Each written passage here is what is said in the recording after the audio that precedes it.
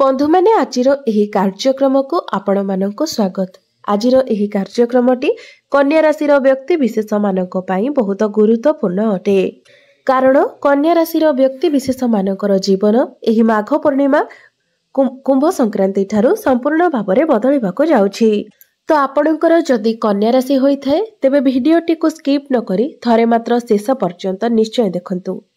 चलित वर्ष माघ पूर्णिमा एवं कुंभ संक्रांति गोटे दिन में पड़ुछि, जहाँकि दीर्घ 27 वर्ष पर हेउछि, जहार प्रभाव 12टी जाक राशि उपरे रहिबो। मात्र कन्या राशि उपरे एहार केउ भली प्रभाव पड़िबो से विषय जानिबा पई आपण माने भिडियोटी को स्किप न करी शेष पर्यंत निश्चय देखंतु।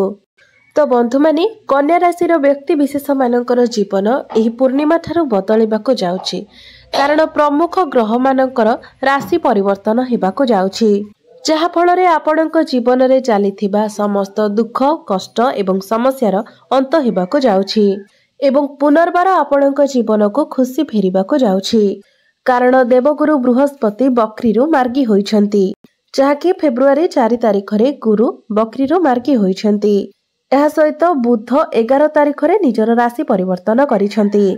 सूर्य मध्य आज अर्थात 13 तारिख रे निजर राशि परिवर्तन करिवे, जहा द्वारा आपणक जीवन रे मध्य एक बड़ परिवर्तन हेबो।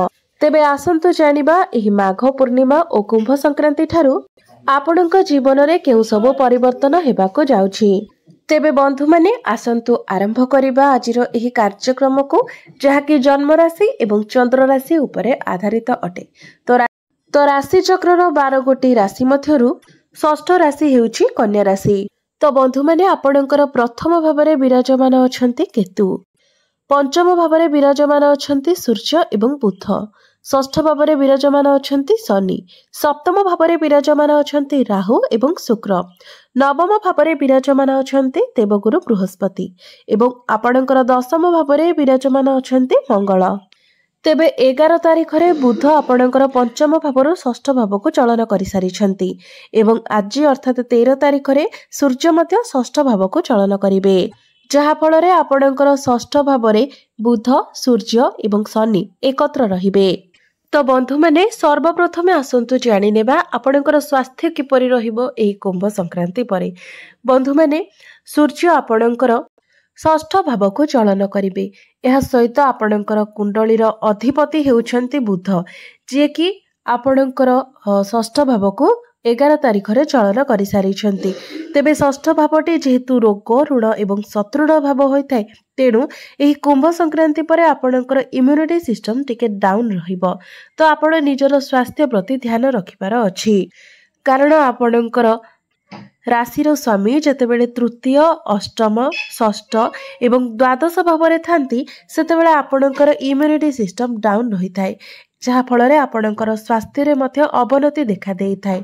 तो एही समय आपणको आपणकर स्वास्थ्यर विशेष जत्न नेबार अछि।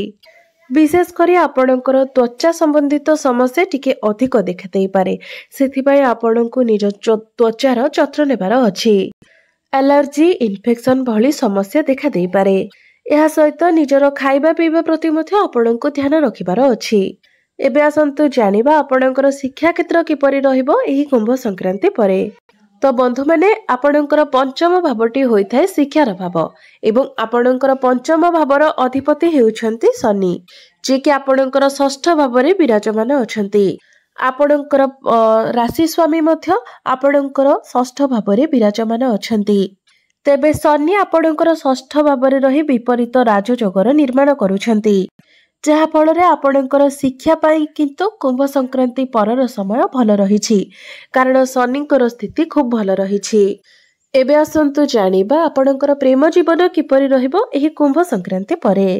तो बंधु माने कुंडलीर पंचम भावटी आपणकर शिक्षार भाव हेबा सहित पंचम भावटी मध्य होइथाय आपणकर प्रेम जीवनर भाव। तो आपणक पंचम भावर अधिपति हेउछंती शनि, जे कि आपणकर षष्ठ स्थान रे विपरीत राजयोगर निर्माण करी विराजमान अछंती। आपणकर राशिर अधिपति बुध मध्य आपणकर षष्ठ भाव में शनिक सहित विराजमान अछंती, जहा फଳରେ शनि एवं बुधंकर संयोग हेबा द्वारा एहार बहुत भल प्रभाव आपणकर प्रेम जीवन उपरे पड़िबो। एबे आसन्तु जानिबा आपणकर वैवाहिक जीवन किपरि रहिबो एही कुंभ संक्रांति परे। तो बंधु माने कुंडलीर सप्तम भावटी होइथाय आपणकर वैवाहिक जीवनर भाव। तो आपणकर सप्तम भावर अधिपति हेउचंती देवगुरु बृहस्पति, जे कि आपणकर नवम भावरे विराजमान अछंती एवं आपणकर सप्तम भावरे राहु एवं शुक्र विराजमान अछंती। तो बंधु मैंने जे पर्यंत राहु आपणकर सप्तम भावरे अछंती अर्थात 18 मई 2025 पर्यंत आपणकर वैवाहिक जीवन रे किछिटा समस्या देखादेब। मात्र फेब्रुआरी मासटी अर्थात कुंभ संक्रांति परे आपणकर वैवाहिक जीवन पाई किंतु समय भल रहिबो, कारण आपणकर सप्तम भावर अधिपति नवम स्थान रे विराजमान अछंती एवं आपणकर सप्तम भावरे राहुंक सहित शुक्र मध्य विराजमान अछंती एवं शुक्र आपणकर सप्तम भावरे उच्चस्थ अछंती, जहाँकि आपणकर वैवाहिक जीवन को भल बनाइबारे साहाय्य करिबो, कारण शुक्र हेउछंती प्रेमर कारक ग्रह। मात्र राहु जेहेतु आपणकर सप्तम भावरे अछंती सेथिपाई राहु आपणक मध्यरे भूल बुझामणा सृष्टि कराइबे। तो ए सब कथार आपणको ध्यान रखिबार अछि। एबे आसन्तु जानिबा सबुठारु महत्वपूर्ण विषय वस्तु आपणकर भाग्य, क्यारियर एवं व्यापार वाणिज्यर स्थिति किपरि रहिबो एही कुंभ संक्रांति परे। तो बंधु माने कुंडलीर नवम भावटी होइथाय आपणकर भाग्यर भाव।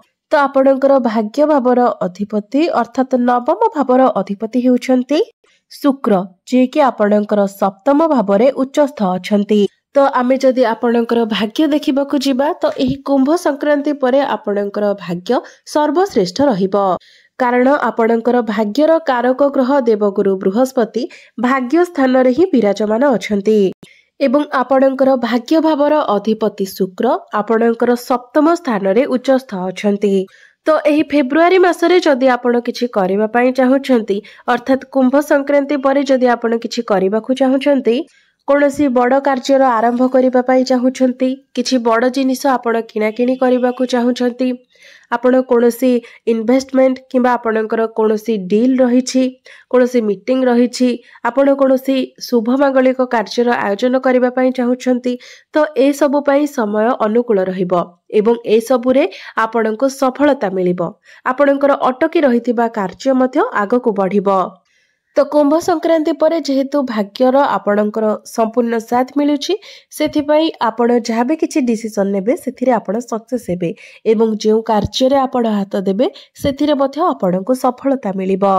एबे आसन्तु जानिबा आपणकर क्यारियर आपणकर कार्य क्षेत्र किपरि रहिबो एही कुंभ संक्रांति परे।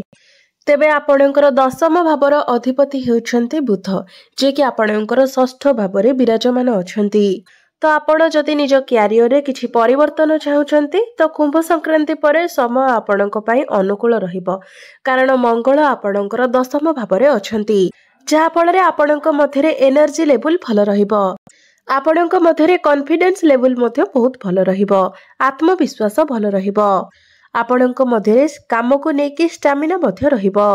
मात्र बुध जेहेतु आपणकर षष्ठ स्थान रे गोचर करूछंती सेथिपाई आपण निजे निजको नेकी कन्फ्यूज होई जिबे, बिना किछि कारण रे ही आपणक मन को दुश्चिंता आसीबो, भय आसीबो, बिना किछि कारण रे ही आपण ओभर थिंकिंग करिवे। सेथिपाई एई सब प्रति आपणको विशेष ध्यान रखिबार अछि, नचेत एहा व्यतीत आपणकर क्यारियर रे अन्य कोनोसी असुविधा देखा जाउ नाही।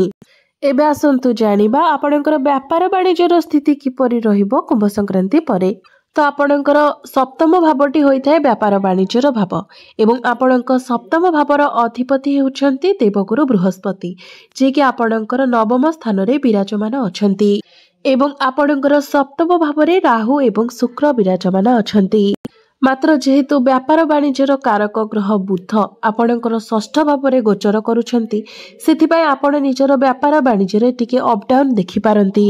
तेबे आपणकर आर्थिक अवस्था उपरे यार कोनोसी भी प्रभाव पड़िबो नाही, कारण आपणकर रोजगार रे कोनोसी भी प्रभाव पड़िबो नाही, आपणकर आर्थिक स्थिति मजबूत रहिबो, कारण नवम भावर अधिपति शुक्र आपणकर सप्तम भावरे उच्चस्थ अछंती, जहा फल रे आपणकर आर्थिक स्थिति मजबूत रहिबो।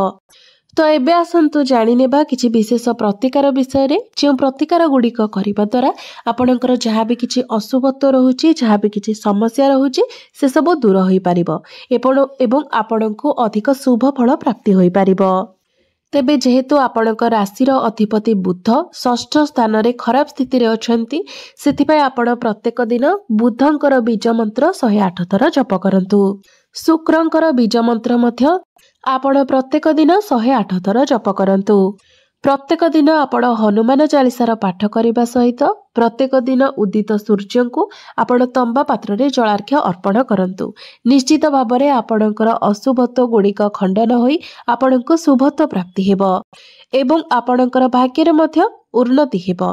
तो बंधु माने आपणकर जीवन मंगलमय हेउ एहा ही ईश्वरଙ୍କ निकटरे मोर प्रार्थना। धन्यवाद।